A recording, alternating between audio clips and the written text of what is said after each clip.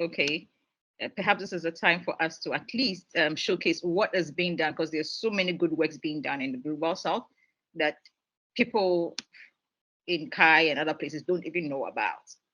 And perhaps it's time for us to like showcase all these things so that we get a better appreciation for what the Global South is also offering. I used to be a lecturer in South Africa. I taught HCI for, I don't even know, let's just say 14 or 15 years. I don't even know anymore.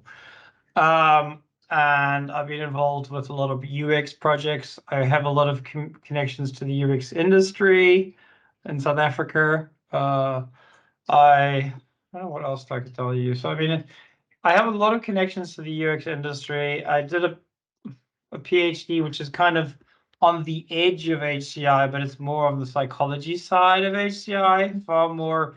I didn't create something, test it, and write it up. I looked at it from more of a what does it do to society perspective. So it's a little bit off of the, creating something novel and testing it, which is largely what the HCI community does. I look at like, what does it do instead of like the solution or a proposed solution. I look what that it did.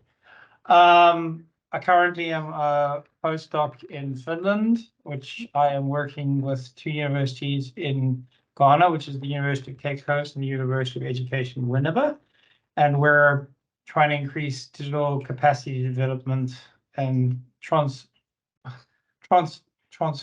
to more blended learning and blending teaching.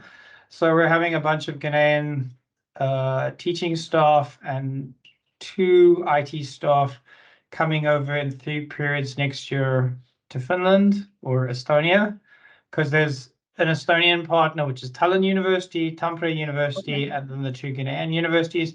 And what we're doing there is we're basically going to let them job shadow someone in a similar position at either a university in Tampere, which is Finland, or in Estonia for a week, like a work week.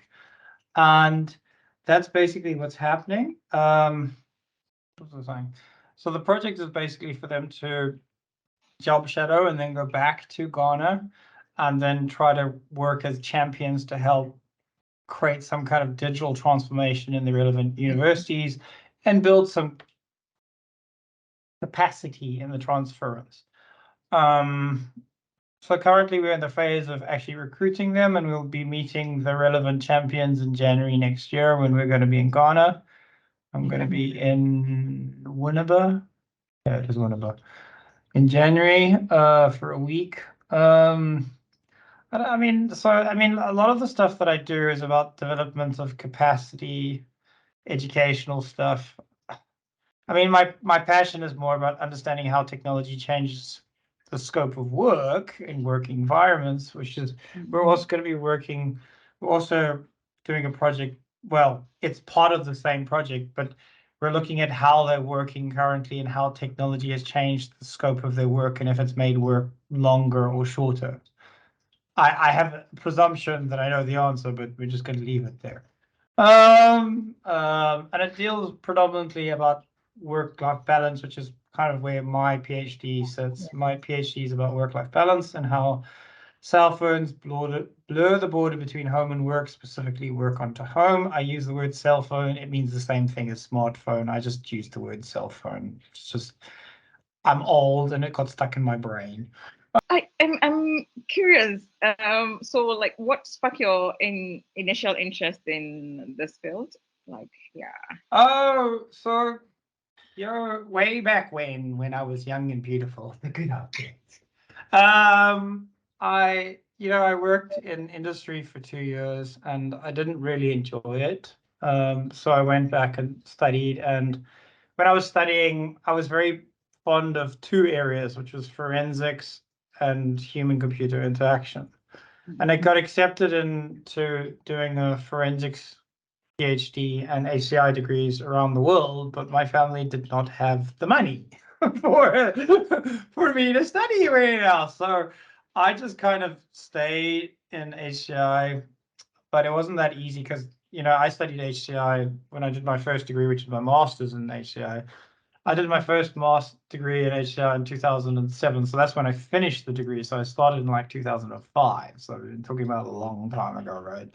And the thing was, back then, there weren't that many specialists with the capability or the capacity in South Africa. So what happened was I started connecting with relevant people in industry through people I knew. And eventually I came across a professor at Wits, which is where my PhD comes from. Because what happened was I tried to find someone who could help me kind of write a thesis and gain some knowledge of this area. And he's a human factors psychologist. So human factors has got that leaning towards HCI. And he had a bunch of articles at that point in time that had been kind of taken up by the HCI community, but he doesn't publish in HCI. He publishes in like applied psychology of human factors. So that's kind of who I worked with, and then I did my PhD with him. And then when I was doing my PhD, I got a grant to move over to Sweden for 3 years, which I did. I lived in Sweden. And then when I was living in Sweden, my girlfriend did her master's there.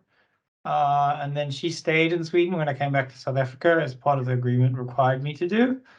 And then she got a PhD in Finland, which is why I'm here. So yeah. Oh wow! And she's about to finish. So the journey that started in 2013 with me making friends with a bunch of Swedish academics is about to end 10 years later. So I don't know what that means. I don't know really what that means. I mean, does that mean I'll be coming back to South Africa? Maybe. I don't really know. My girlfriend is a little bit scared about moving back to South Africa because of the crime. South Africa has a lot of problems with crime. She now has will have a PhD in cardiac medicine, so that will be a little bit more complicated for her to get a job. She's a veterinarian, but she doesn't want to work as a veterinarian, and she does not want to work in academia. Wow. The watching her significant other work in academia was way enough. Anyhow, so that's kind of where I'm sitting. So you're gonna have to ask me more specific questions, and then I can kind of. Sure. So let's start with your perspective. So now you have your initial thoughts around HCI in South Africa was that it was not so much, right? So 10 years down the line, what are your perspectives in terms of how HCI education has been delivered and things like that? HCI has advanced quite considerably. That's weird. I thought I made it for an hour. It said I made it for 20 minutes. It doesn't really matter. So HCI has advanced. Melissa's arrival definitely helped it. The formation of the Proteokai, I think, has kind of acted as a catalyst for further development. We also now have Norbert, who's in Walter Sisulu University, which is on the outskirts of East London. I don't actually know where it is exactly, but it's round about there. I've never been to Walter Sisulu, so I have no idea. So we're also holding Afrikai at Walter Sisulu University. It's actually at East London, so he must be close to East London. I'm trying to get more European collaborators into South Africa to try and grow HCI. Melissa and I have been working on the development of an HCI master's degree. I don't know if you knew that or did not. It doesn't really know. So we kind of have a coursework development course developed. We're just trying to get funding for it. Absa, the bank, originally was kind of pro the idea and seems kind of pro the idea, but they're kind of wishy and washy is the words I would choose. They kind of like blow hot and blow cold frequently. So one day it'll be like, oh, we love it. And the next day you hear nothing. And then you hear the ghosting. And then they're like, oh, we're not sure. And then we love it. So Melissa and I currently have a meeting planned for October where we're going to be talking to them to figure out where they're going and what their plan is. we're hoping that if that doesn't stem out, that we will just develop our own degree and our own kind of HCI division. I'm going to say tentatively at UCT, but I'm not totally sure. But it's probably going to be UCT because of Melissa and her influence. But that's kind of where it's kind of evolving now. I mean, Melissa's entrance definitely helped. She's a lot easier to kind of connect with than previous HCI people. I mean, there are other HCI people in South Africa. There's one called Janet Weeson, who is at Nelson Mandela University, and she's heavily involved with the IFIP community. So she's friends with Paula Kotzer as well.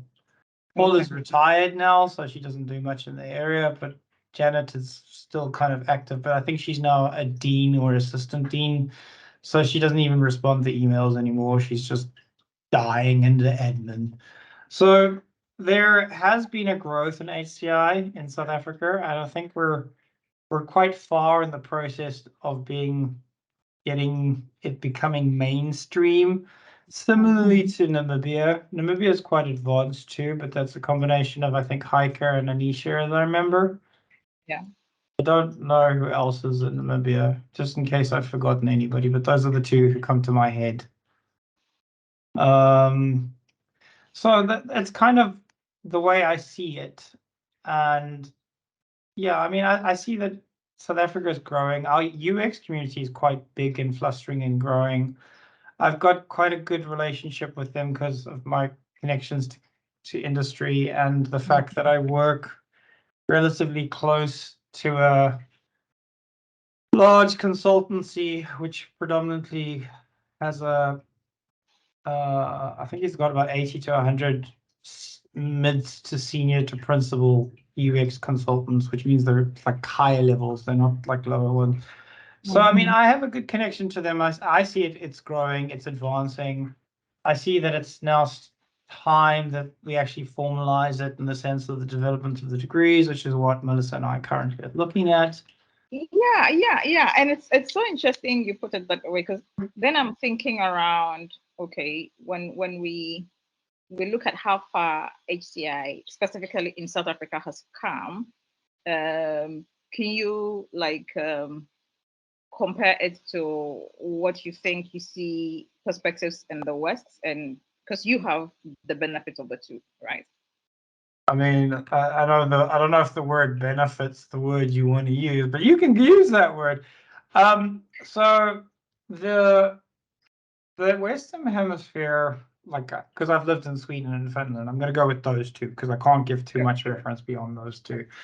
They have HCI degrees. They usually sit in their computer science departments and sometimes their IS departments, depending. That's not really a one or the other. It's one of the two generally. Sometimes there's a mix of the departments, which is what I saw in Sweden. But generally what happens is the HCI they finish their masters and they'll go get jobs in UX, right? So there's lots of kind of movement between the two. Between the formalized, you study this, you get a job in that, right? They also don't struggle to find specialists in the various areas of HCI because they have a lot of graduates going through the system who then move into a PhD. There's also a difference, and this is the difference between Sweden and Finland. Sweden has funded PhD positions, so you'll get a salary the whole time while you're doing PhD. Finland does not necessarily have it like that. I think they have to fund the first 6 months and then you have to figure out the rest of it yourself. If you're lucky, you get a funded PhD in Finland. It's not always the case. In Sweden, they have to fund you for 5 years, as I remember. I think they're changing it to 4, but not totally sure on that one. So if I compare it to South Africa, let me give the South African reference. There's no formal degrees currently in South Africa. You can do like a master's degree in some kind of HCI area or a PhD in an HCI area, but there's no formal degrees in HCI.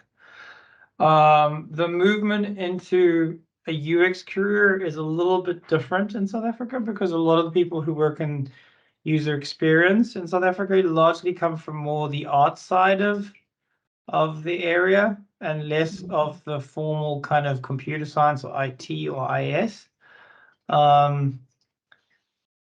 Do I have an opinion on that? Not really. It's just what it is. It would make more sense that we have a multidisciplinary school where you have people coming from all these just areas coming together and studying it together, so that they have a good understanding of both psychology, art, and computer science. But we don't have that yet. Do I see that South Africa is moving that way? It depends. Plausibly, it will. But it depends if our government is intelligent enough to get this. And the reason why I say that is that our government currently came up with a plan, and I don't know when they came up with it. It was about 2018. It might have been 2017. It was somewhere around there. They decided that only people who have PhDs in computer science or IT or IS can be an academic in an IT, IS, or computer science department. Oh, okay. So that causes problems for people like me who has a PhD in psychology, right? And the issue behind that is far more complicated because then you have to acknowledge that human-computer interaction or user experience is interdisciplinary or multidisciplinary or transdisciplinary, because you can't say that it's one thing. It's not. Yeah. It's many different things, right? And what our special government has decided is that you have to have one kind of specialization to work in that field, which is somewhat illogical when they talk about multidisciplinary, interdisciplinary, and transdisciplinary all the time. But then that's the South African government, so I don't know what to say about that. So will they move forward? I'm sure that we'll get beyond the South African government. Eventually they will change. I think. I'm hopeful. I don't know. And maybe they'll have the foresight to understand that the advancement of areas is no longer specific fields, but the convergence of these fields. And as long as people in the department can understand why you're applying to that department, I don't see there being an issue, right? Of course, if you're working in, I don't know, genetics and you're applying with an art degree, maybe that's a bit of a jump, but maybe it's not, because people have to illustrate genetics, right? And if you have the ability to understand science and can illustrate, that's also a skill. But that's just the thing, is it's like understanding the complexities. So do I see Africa moving in this direction? Well, the African leadership thing that we attended in Cape Town after Campus, I would say that it shows that we're kind of moving forward. I think it'll still take some time, but it's moving forward. So there was this thing around whilst you're talking, there was this thing around how even in settings like computer science, they perceive contributions from HCI. Because there's this notion that it is not hardcore computer science. What do you think? I think that, see, this is all depending on how you've been taught and where you come from, right? And I think that if you're working in computer science and you're failing to understand that it's got a relation to human aspects, then you're failing to understand what you're actually working in. And there is no line in my mind between the two, that one is related to the other. Because invariably, if you work in computer science, you're developing something for people, and they'll be like, well, no, I'm not, because I'm working in machine learning. And what are you going to do with that machine learning algorithm? It's going to spit out a bunch of data, and what are you going to employ it on? What exactly are you using this data for? Or you could say, well, we're using it for business analytics. Cool. To make profit for people, right? Still people, right? You're not making money for machines just yet. Just yet. We haven't got to that point just yet. But it's about the disconnection about what you're doing and what it means to broader society. That, of course, requires a rethinking and recalibration of how you teach computer science and how it kind of matriculates. So, I mean, I think it's kind of important that when computer scientists are getting taught in their fundamental phase, that they do some kind of humanities subjects too. The philosophy of science, for instance, is vastly important. And a lot of universities in South Africa have removed it because the students are struggling with it. I don't necessarily agree with the removal, as you can gather. I think it's kind of important that students understand that they don't live in a bubble. So let me just ask this quickly. Since you've been in South Africa for a very long time, do you think culture and economic factors have played a role in how HCI has been delivered so far? Culture. Okay, let's go with the economic factors first, because culture is a little bit more tricky. The economic factors in South Africa, of course, have influenced how HCI is presented, right? The government lately, I don't know when the fees must fall thing came in. 2016? Or was it 2015? I don't remember quite. It was one of those years, somewhere. So now we have a bunch of undergraduates who come into the university system and they get free education. And I'm all for that. I think it's a great idea. The only problem that I have with it is that a lot of that funding came from the National Research Foundation, which means a lot of the funding that they could have used for research is now being dedicated to student development. I'm not saying that the one is better than the other. That's not what I'm saying. I think that the government should have figured out how to keep both afloat, not one over the other. And the problem, of course, is that the removal of a lot of the funding has made it very difficult for South African and African university students to get funding to do their postgraduate degrees and research, right? Because the funding that used to provide degree funding for like a master's or a PhD has now been dwindled quite substantially down. Of course, that affects the economic viability of teaching something, and something so advanced and specific as human-computer interaction, of course, gets sidelined because they don't know what it is. They know what computer science is, and they know what IS is, and they know what IT is. But if you talk about HCI, our government probably has little to no idea. They have an idea what machine learning is, because our current government talks a lot about 4IR, but they don't do any 4IR. Let's not talk about that. The cultural aspect, well, yes, this one's a little bit more tricky. If you say culture, culture could be anything from the university culture from where you come from to the relationship to race and the construction of apartheid and culture related to that. This is why I left this question to last. And then, of course, the understanding of different cultures, which is far more complicated and nuanced. So educationally, the culture, I think, from a university perspective, they kind of have an idea in most modern universities in South Africa have an idea what HCI is. I'm not saying all of them, I'm saying most because I'm not totally sure on that one. Do people understand other cultures in South Africa? That depends where you come from, and I'm going to explain that, right? So I come from a little bit more of a what they would view as a liberal background. I don't like the term liberal because it pulls in America, but let's not go into that discussion. That's just I don't like the term. But my family are far more liberal, so I grew up in a very multicultural like household. I grew up with some anti-apartheid activists. I know a lot of them. Unfortunately, I know some government officials, because of which I'm not particularly a fan of them. But I've come from a very much more kind of racially diverse and culturally sensitive societal structure than most. Not all, but most, right? Does that mean that I'm more open to working with people with other cultures, races, and religions? Sure. I mean, I've dated people of different races, cultures, and religions. Sure, so that's fine, right? Is everyone like me? No.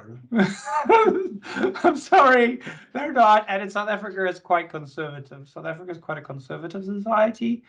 the National Party, which was the apartheid government, were very conservative, and they bred their conservatism into the development of education, the development of religion, that kind of thing. So you're not going to get rid of that in 30, almost 30 years, 29 currently.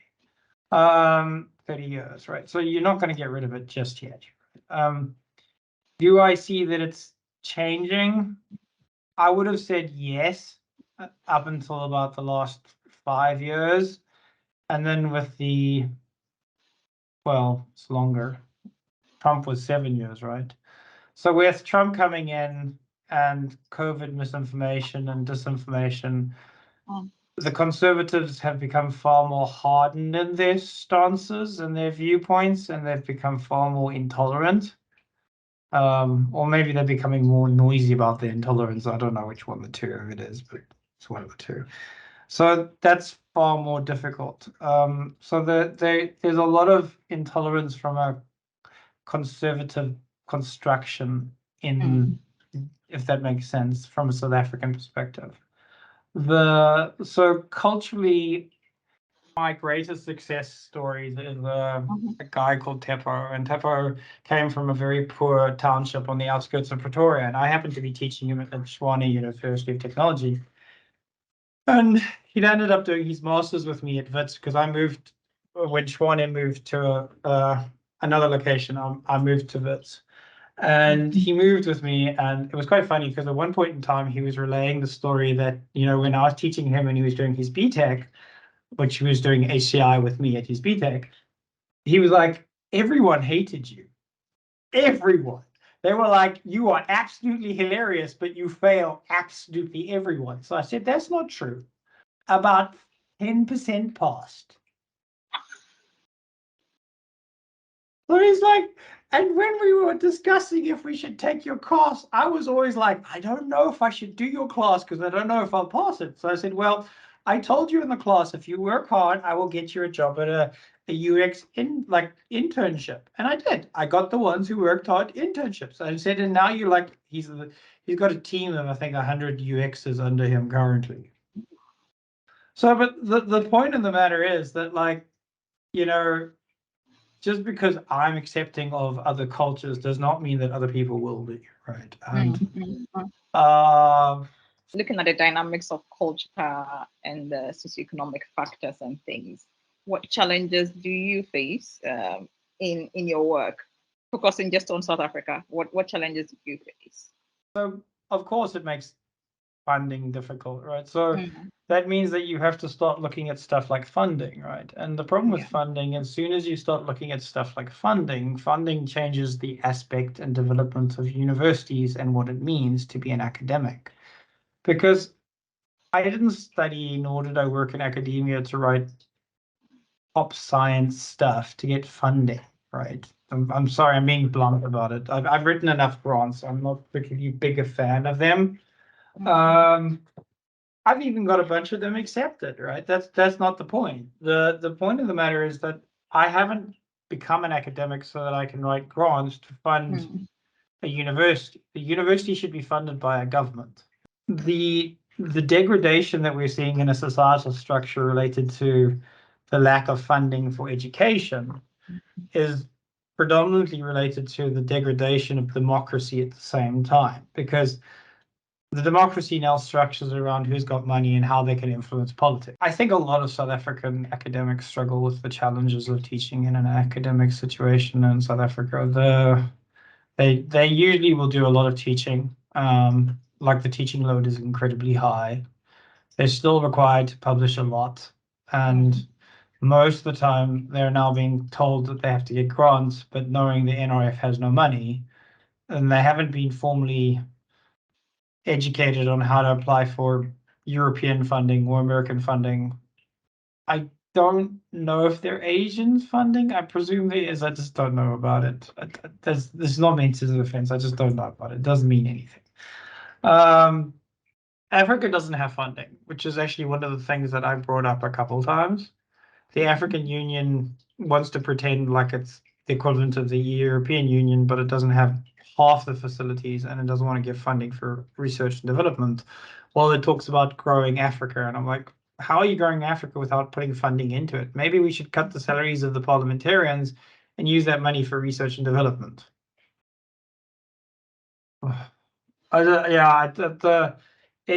It immensely frustrates me, the disconnection of the world that the politicians live in Africa and the world that everybody else lives in.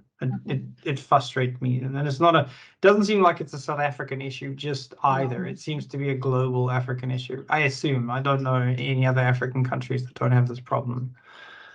I think that it's this disconnection that, once going back to the whole political thing, is that our politicians no longer feel that they're responsible to the society who vote them in, and they're civil servants. They should never ever forget that they literally are responsible to society. They are nothing more, nothing less.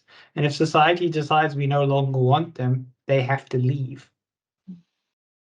I don't know. I'm quite tired of it, but yeah. So you're saying that beyond the politics, people beyond the African continents may overlook some of these challenges, right? They don't even understand. They wouldn't understand it. For instance, Finland usually has teaching researchers and researchers who just research. So currently I'm employed as just a researcher. I'm actually a project manager who does research when I get time to, which is not a lot. So some of them, when they become senior professors, teach and do research, but there's not a lot of them, right? So they have very clear roles that they're either a researcher or a university academic teaching, right? And I don't like the word teaching at a university either, because then there's always this assumption that, they're lazy like teachers. And there's also this assumption that teachers are lazy, which is a whole nother issue, right? It is difficult working with students. It doesn't matter if they're 3 years old or 25 years old. They're not that easy, right? And in the university system, it's complicated. There's also a complete degradation of the value of education coming from Africa and what it actually means and how more complicated than it actually is. For instance, and I'm going to say this because I've looked at the quality both in the European countries that I've lived in and South Africa. The quality in South Africa is way higher than in Europe. I don't know about the US, but I know about Europe. And thus far, my viewpoint of the masters and PhDs in Europe are far inferior to South Africa. The quality of education in South Africa is far better by miles. It's far more robust, and it's far more tested. So looking at it from that perspective, where you're getting good products in terms of students that are going through this kind of educational system, and yet because of the challenges you raise, are sometimes not even recognized in the international or the global realm. What's your take on that? I fall victim to it myself. I'm not kidding. I applied to do another degree when I was in Finland, and they questioned if I could speak English.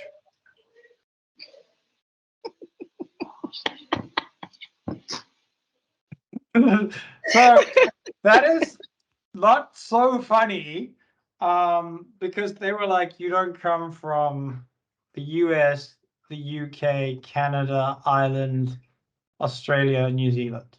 And I was like, I'm sorry, I'm a native English speaker. I have degrees in English. I speak in English. I publish in English. But they're like, you have to go prove that you can speak English. So they wanted me to go write a test to prove that yeah. So do they value our degrees? No, absolutely not. They think that Africa is backwards. Being blunt, they're racist as hell because of this too. They don't understand it. They don't even want to take consideration to the fact that their viewpoint is completely dated and based in racism either, which is a completely different thing, right? Do I agree with their perception? Absolutely not. I think it's total nonsense. I mean, sure, I came victim to the same issue. I was like, I told them, I said, this is bloody racist. I said, you can't assume that Africa can't speak English because we don't come from one of the colonies. And please take note, all the countries you're mentioning are colonies or is the origin of colony.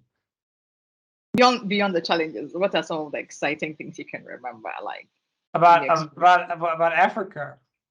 about Africa and the trends and HCI issues and things like that? The thing that I find quite exciting is that like we see the world differently, right? We laugh about stuff that we shouldn't. We make jokes about stuff we shouldn't. I'm notorious for doing this. I think it's the kind of inherent creativity and joy that we have as an African perspective that we bring into our work that is different from the rest of the globe. Oh. So it's that like we see the world differently. I mean, I know that I see the world completely upside down. I like I like talking to people here and they're like, we don't understand, and I'm like, I mean, I just, I think that it's the HCI trends. Sure, we can bring about like there's a lot of stuff that could be done in Africa. We need to develop. I don't think we need any more apps. I need to say that there's no need for another app. Please, nobody needs another app, right? We do need more like technology that is more embracive of society and that meets different perspectives and cultural norms of society. You said something very, very interesting around the fact that okay, the our dynamics in terms of how we accept things and turn supposedly things we're supposed to be struggling with into very interesting and creative things. Yeah. I'm just wondering, when we come into the HCI space, how does this impact our practice of it, or perhaps our education in this perspectives? So the way I'm going to answer this question is not by answering the question. I'm going to say that the way that we kind of develop these solutions requires us to start re-examining how we develop HCI and what it means to an African context, because a lot of HCI is drawn from external to Africa, and I'm using the word Africa, not global south. And the important thing to know is that when we develop HCI, it needs to be contextually based in an education framework or a cultural framework or cultural perspective that is our own, right? And that we're developing stuff that makes sense for us in our viewpoint or our development of our viewpoint of the world. How does that develop solutions to the problems that we have? Well, we have to then start talking about back to this interdisciplinary, transdisciplinary things. We need to start talking about how technology can be used by different fields in a university cultural system to develop solutions for different people in different cultural contexts and different areas, everywhere from anthropology to sociology to psychology to architecture, right? I mean, we should be talking about the mergings of fields and the advancement of the mergings of fields, reflecting on the African cultural and context. You know what that draws me to. It draws me to what should or what could an African HCI curriculum look like? There should be like curriculum developed around material created for Africa in an African context, right? How do we achieve that? Well, we have leaders like Heike who have created context and education in that context. Melissa does a lot of the work in, I want to say gender. I'm going to give the term gender because it's broader than what Melissa does, but Melissa does a lot of gender stuff, right? And the thing is that we should start talking about the development of textbooks and educational materials that we can develop for the development of African context development in an area, right? We also need a lot of funding for this, and I have no idea where that's coming from. because the only thing you ever hear from government these days is how they have to cut back. So I think the conference after Compass was mainly around African academics coming together to HCI Africa. try and work towards things like that. How far are you in that in terms of? Well, Melissa and I are working on our own little project, which I've told you what we're planning on doing, which is creating it. So that they all have different things that they're planning on doing. They're going to start opening more chapters in Africa. One, I think, is in Kenya, as I remember. I think it was Kenya or Tanzania, or maybe it was Kenya and Tanzania. I can't remember. They're also thinking of opening another conference, which they're going to call HCI, because they don't pronounce CHI as Kai, they pronounce it as Chi. Yeah. There's a bunch of AI machine learning stuff going on. And then all the money goes to just that damn area. So I think, in my perspective, that there's a lot of advancement going on. That's basically it. But I think that there's a lot of areas that we're going to be starting to look at. I think there's going to be more of a development aspects going on from the different areas and keys. I mean, one of the propositions was that they want to have Africa every year. So I was like, I think that's a fantastic idea. Northern Africa needs to start doing stuff. So it's all about money and how you can use the money and how you can use the money to develop networks, information sharing tools, educational resources, talks, conferences. So it's all related to money. All related to money. It's also about getting political support. That one's a little bit tricky. And I'm going to tell you why I think it's a bit tricky, because even if you can sell these notions and ideas to politicians, I do not want to hear politicians talk. I have no interest.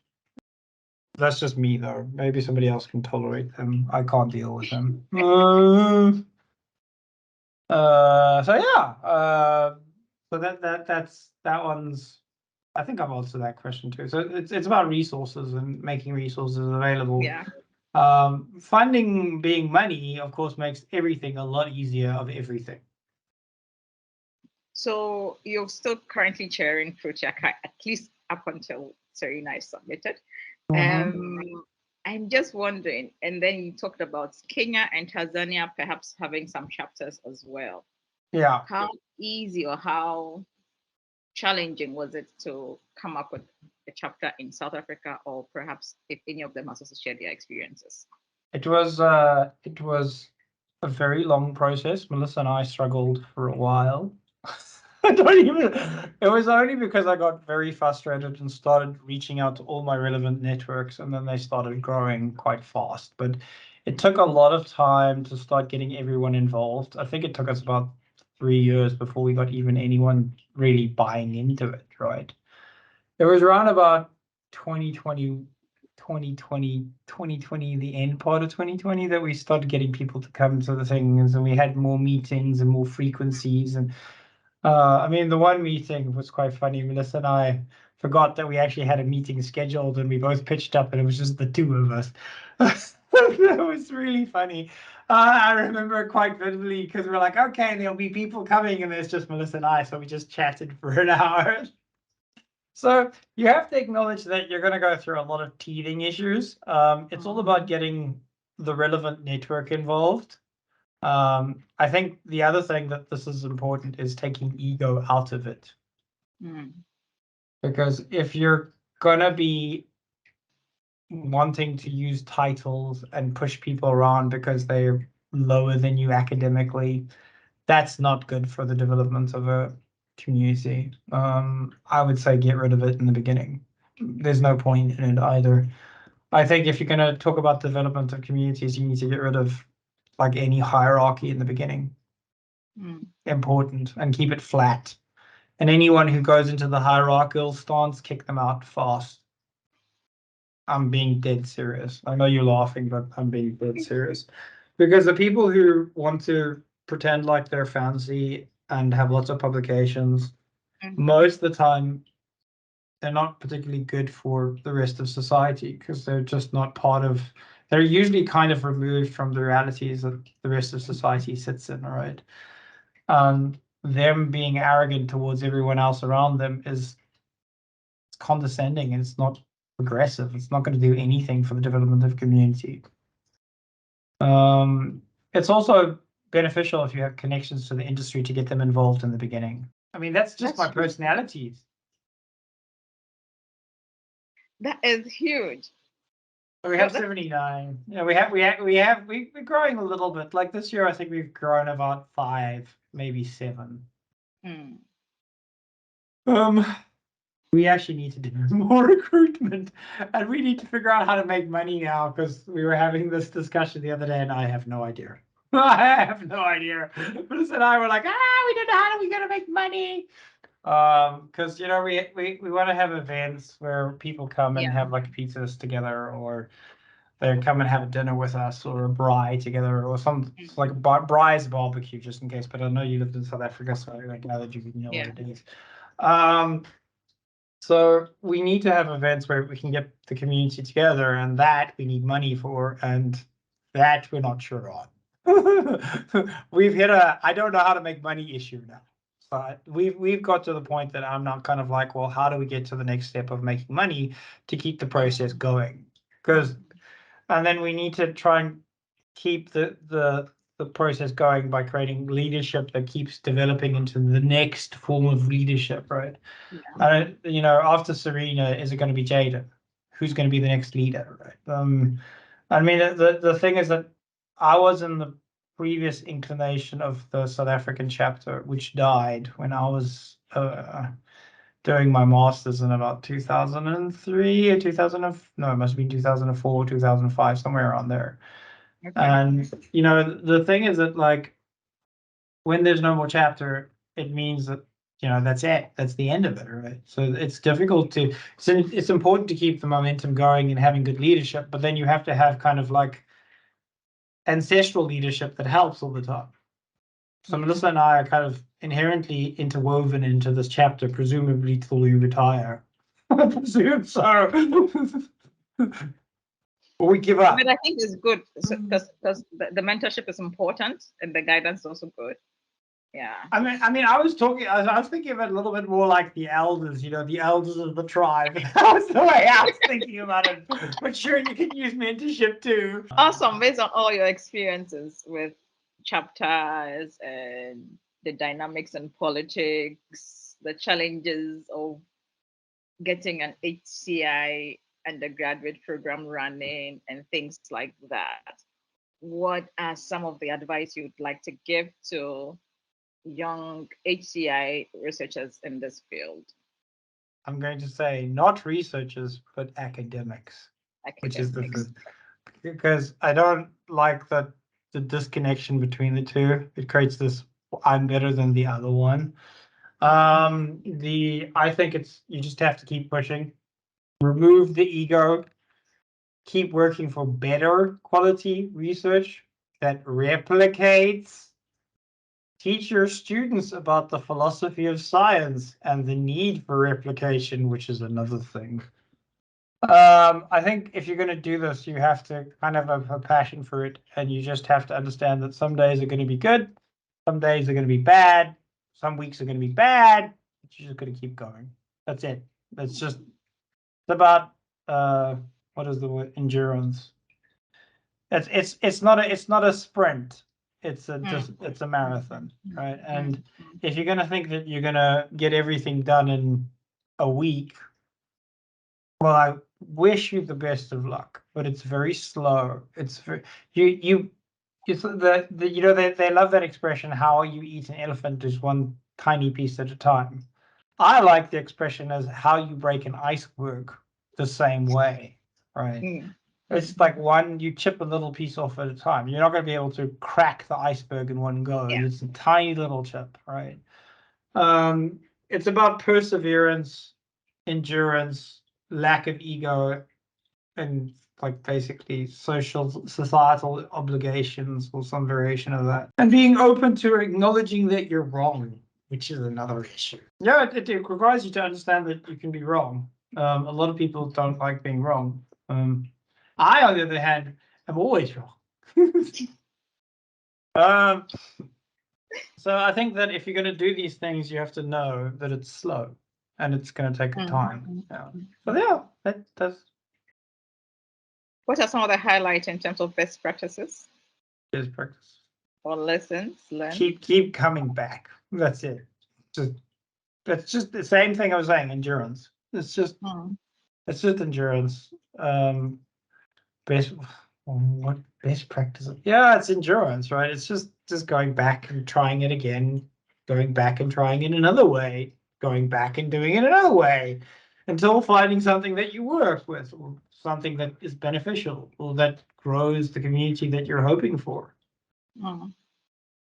So this encapsulates your role in Prochakai. Yeah. What about when you focus on your work in HCI? What are some of the lessons? Oh, I mean, so you're talking about like what I do as a job.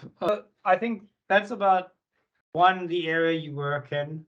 It's two, what you're doing, right? Because I mean, I do lots of other things beyond just my research, right? So do the Proteakai stuff. I do the project management stuff. I do a lot of like other stuff. So how do I keep going? Well, the same way as I was describing the Proteakai thing, it's just endurance. It's like every day you get up, you're like, okay, I'm going to try and do the following today. Sure, some days you're going to get what you hope to achieve in that day done. And some days you're not. And specifically in research, you're not. Because I frequently like, okay, I'll write this paragraph today. Point is that we should be trying to make single contributions that are pertinent to the areas, whatever we're working in, that are a robust study. And by that, I mean, do not go and write a study that you go and replicate 3 weeks down the line, which you use the same data set, but you show different results. You should be using one study, one set of results, and publishing a robust, hardened study that when people look at go, damn, this is a good study, right?